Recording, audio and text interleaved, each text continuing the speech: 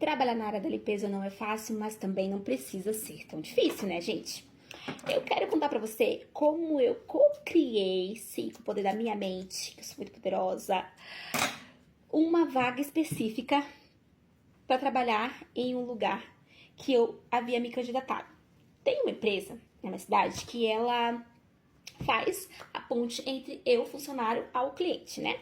E essa pessoa lá da empresa me mandou a vaga, falou, ó, tem uma vaga assim, assim, assim. Eu falei, meu número. Aí eu falei assim, quando que eu começo? Eu gosto muito de brincar com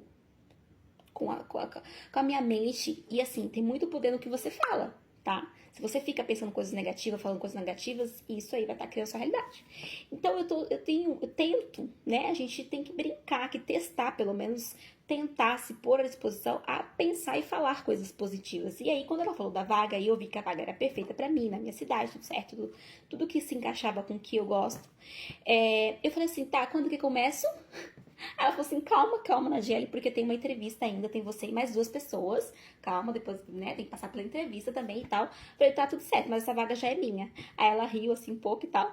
Aí eu peguei e falei, tá, quando que é a entrevista? Ela passou a entrevista pra mim, ia ser numa sexta-feira. Aí eu fui e comecei durante a semana já usando aqui, ó, a minha mente, né, querida? Comecei a imaginar, dando tudo certo, eu indo na entrevista. Eu me deitava na cama e começava a pensar, eu lá na entrevista, tudo certo, tudo maravilhoso, olhando pra patroa, patrão, tudo certo, eles conversando comigo. E eu comecei a imaginar que eu tava muito bem, à vontade, não tava nervosa, tava respondendo tudo que fosse coerente com a minha verdade. Comecei a imaginar assim. E aí comecei a pensar algumas palavras específicas, como, gostei muito de você e tal. Como se aquela patroa que eu tava indo pra entrevista já estivesse falando comigo após a entrevista e falando comigo que gostou muito de mim.